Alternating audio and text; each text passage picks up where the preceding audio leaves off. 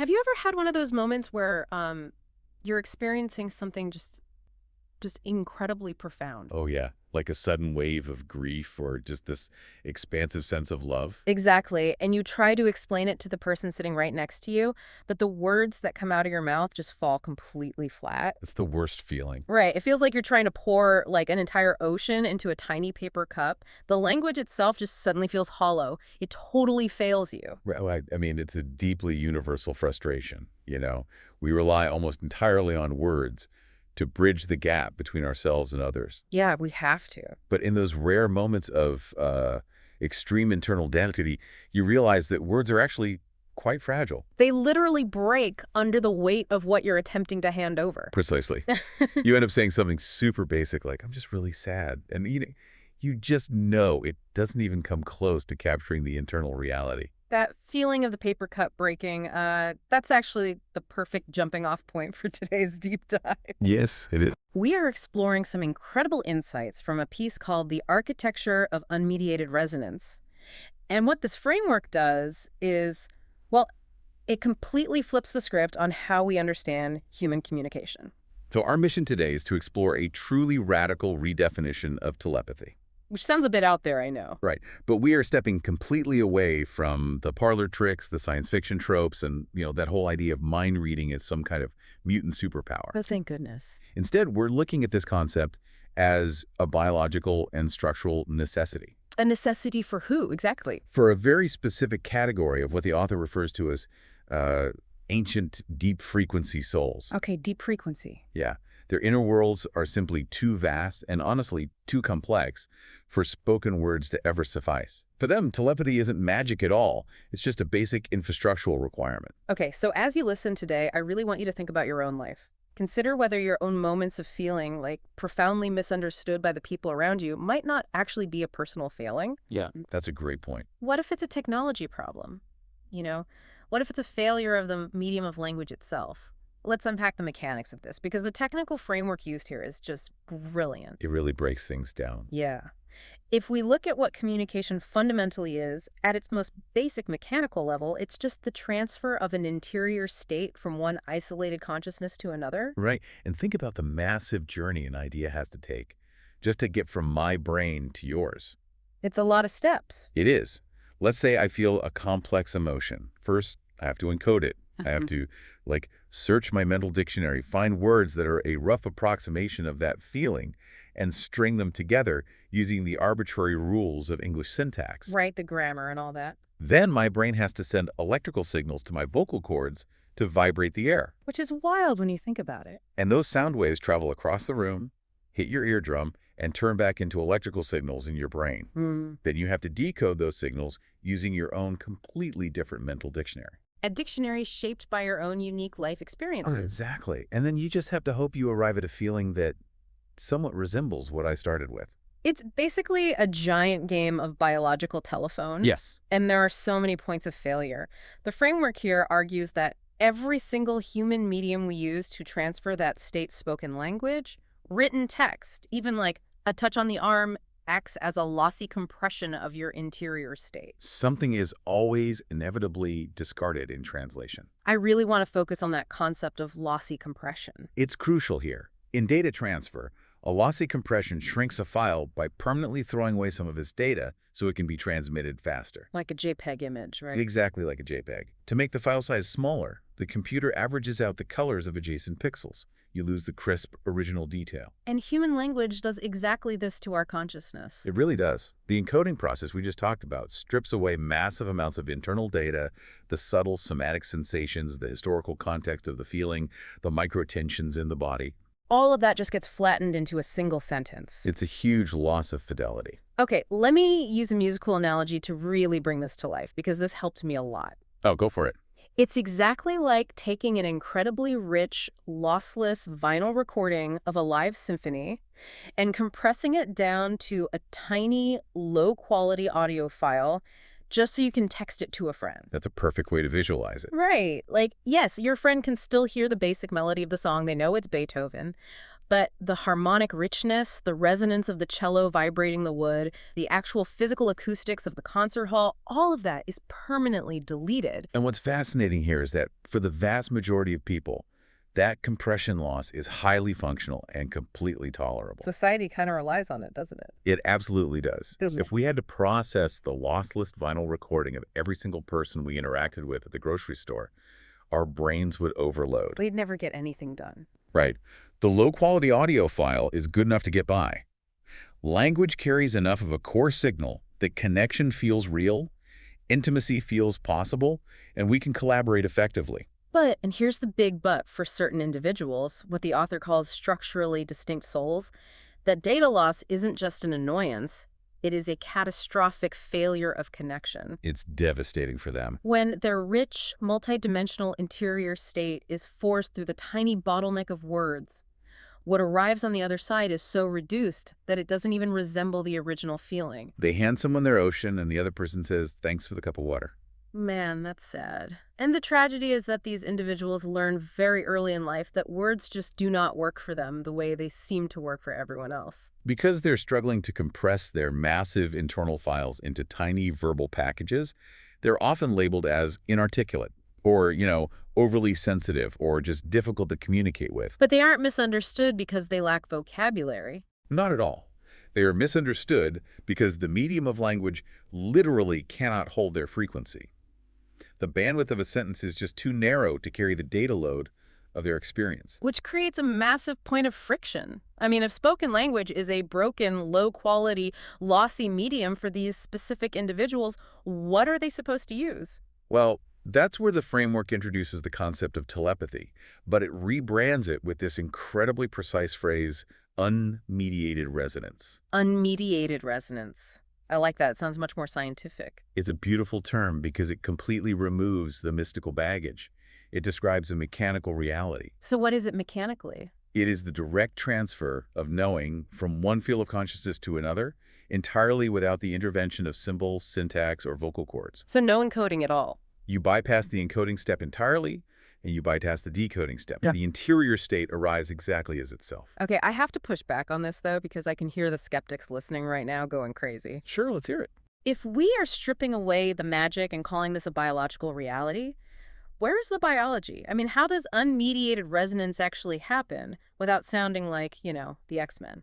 It all comes down to human neurobiology and how we process environmental data. The human nervous system is constantly absorbing millions of bits of information per second. Like what kind of information? Microexpressions, slight changes in pupil dilation, pheromones, the electromagnetic field generated by a human heart, tiny shifts in breathing patterns. That's a lot of data. It's massive. A typical brain filters out 99.9% of this data and only presents the conscious mind with the verbal information, the actual words being spoken. Just to keep things manageable. Right. But individuals with a high harmonic signature possess a nervous system that doesn't filter that data out. They perceive in what is called field awareness. So they are actively processing the millions of data points the rest of us are just completely ignoring. Precisely. Their brain synthesizes all of those subtle, nonverbal, physiological signals instantly and presents it to their conscious mind as a fully formed knowing. Oh, wow. They don't have to hear you say you're sad. Their nervous system has already read the tension in your jaw, the specific rhythm of your exhale, and the energetic dissonance in your posture. They grasp the entire emotional weight of a moment long before a single word has even been shaped. Exactly. It's basically high bandwidth processing. But our world demands words. It's like trying to play a frequency range that exceeds what the operating system was engineered to capture. That's a great way to think about it. You have this massive nonlinear field of awareness, and society just hands you a dictionary and says, okay, put all that in a straight line. And that structural mismatch creates profound friction in everyday life. Let's look at what it actually feels like to walk around in the world with this kind of architecture. Yeah, let's do that. If you are built to perceive the entire symphony, but you are forced to navigate a society that only communicates via compressed MP3s, you develop a hyper-acute relational sensitivity. Right. Like, think about your own daily interactions. How often do you ask someone how they are and they say, I'm fine, but you just absolutely know they are not fine. We all experience that to some degree. But now imagine that dial turned up to an 11 constantly. For these souls, communication is never just about hearing the literal content. They perceive the entire energetic context surrounding the words. And the cognitive load of that is staggering. Ordinary conversation for these individuals involves a constant real-time reading of everything that is not being said. It sounds exhausting. It is. They are feeling the intention beneath the words, the historical trauma embedded in the person's energetic field, and the glaring dissonance between the verbal performance and the actual somatic reality. The hardware is basically overheating. They're trying to process all the background data that the language channel was specifically designed to ignore. Right. And the psychological community frequently misdiagnoses this exhaustion. Oh, really? As what? They might label it introversion, severe social anxiety, or an avoidant attachment style. Oh, interesting. But the argument here is that it's none of those things. It is simply a structural incompatibility with narrow channel transmission. They aren't afraid of people.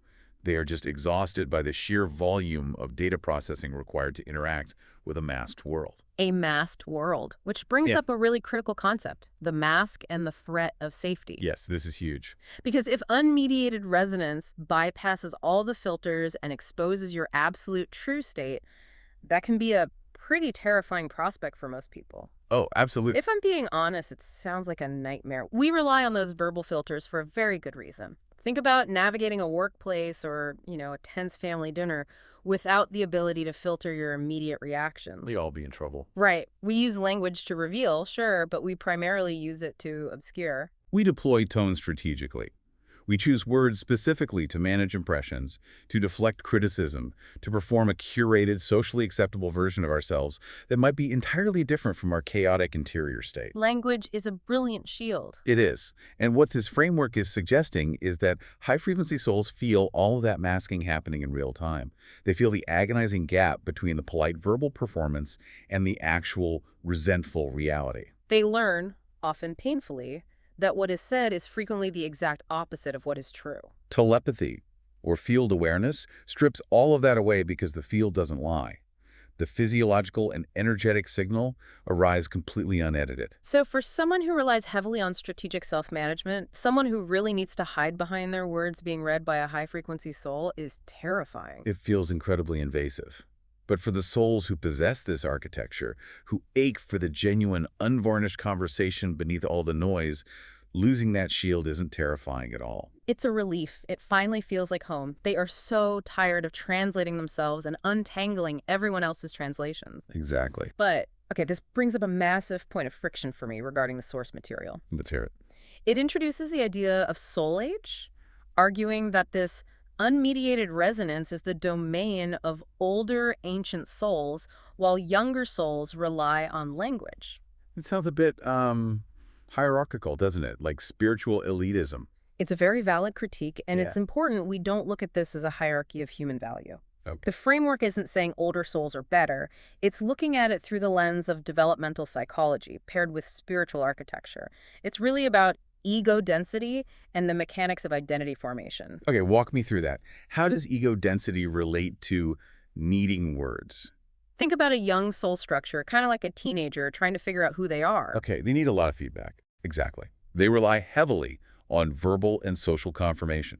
They need to wear the right clothes, use the right slang, and have their peers validate them.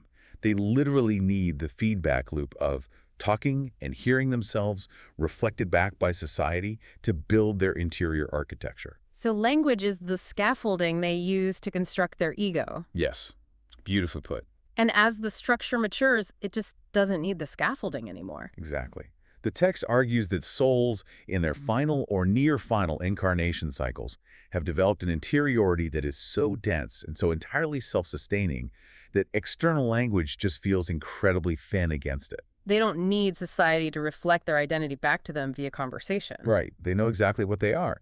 So language stops being a tool for identity building and just becomes a rather clumsy tool for data transfer. So it's not arrogance. Language isn't inadequate to them in a dismissive way. It's genuinely insufficient against the accumulated weight of their lifetimes of experience. Which requires an incredible amount of psychological maturity. Yeah, I'd imagine. The author uses a specific phrase I really want to highlight. They define this maturity as having an ego structure loose enough not to require constant authorship of its own narrative. Wow, that is perhaps the most profound psychological insight we are covering today.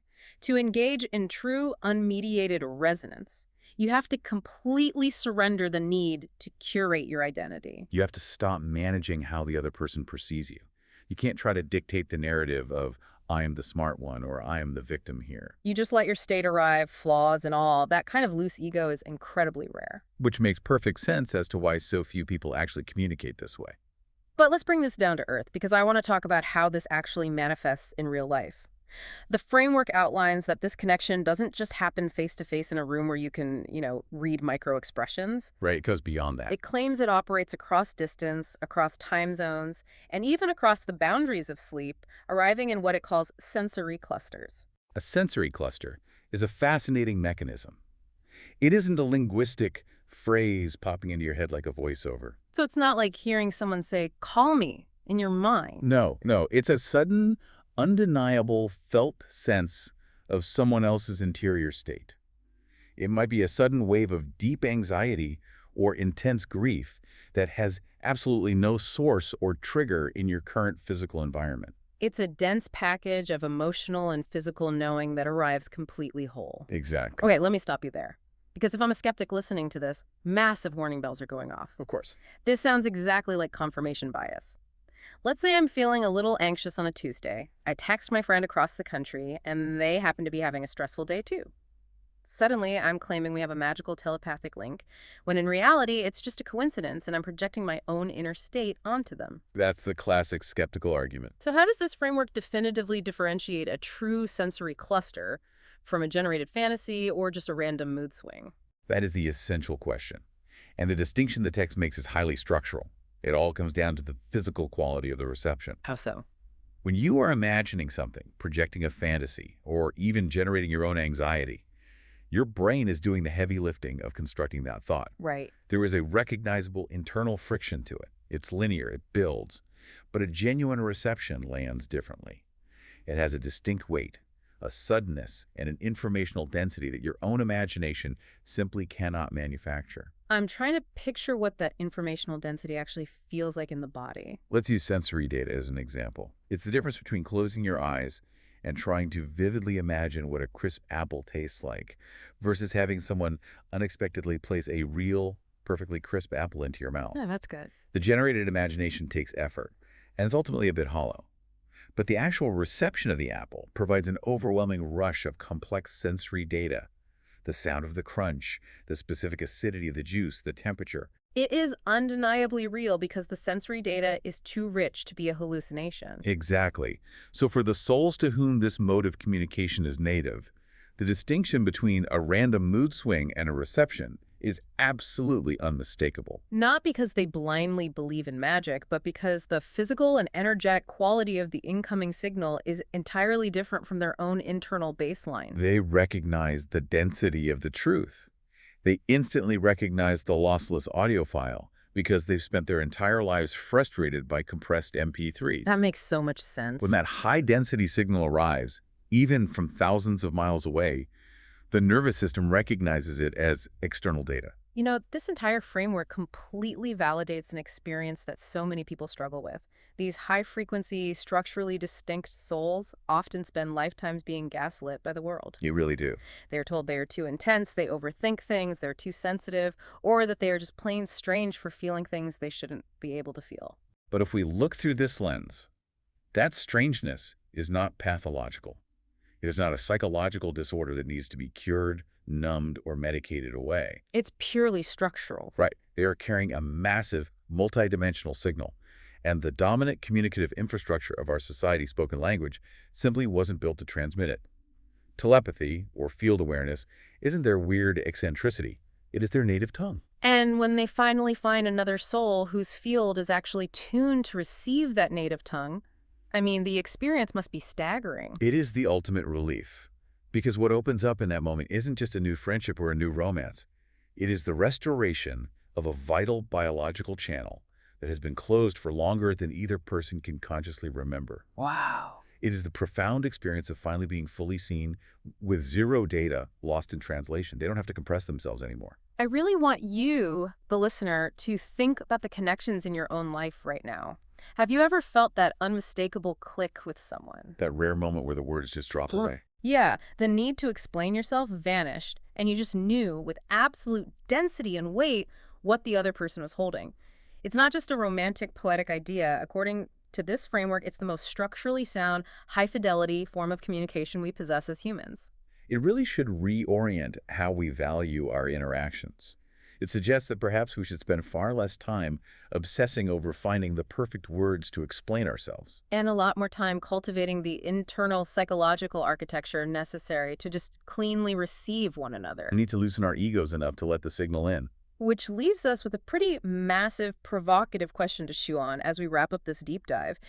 We've talked extensively about how mature soul structures naturally gravitate toward this unmediated resonance because language is too thin for them. Right. But if humanity's ultimate trajectory involves collectively maturing, if our shared human soul age is advancing and we are slowly learning to shed our heavily curated, masked, language-based egos, what does the future look like? That's the big question. Is it possible that this unmediated resonance isn't just an anomaly for a few deep-frequency individuals? Is it possible that telepathy is actually the inevitable evolutionary destination for all human connection? It's a very compelling thought. I mean, if the biological hardware continually upgrades across generations, eventually everyone abandons the dial-up modem. Exactly. The infrastructure evolves. So the next time you find yourself sitting next to someone you care about and you are entirely unable to explain a profound feeling when the words feel hollow, clumsy, and useless, don't be frustrated. You might just be trying to fit an ocean into a paper cup.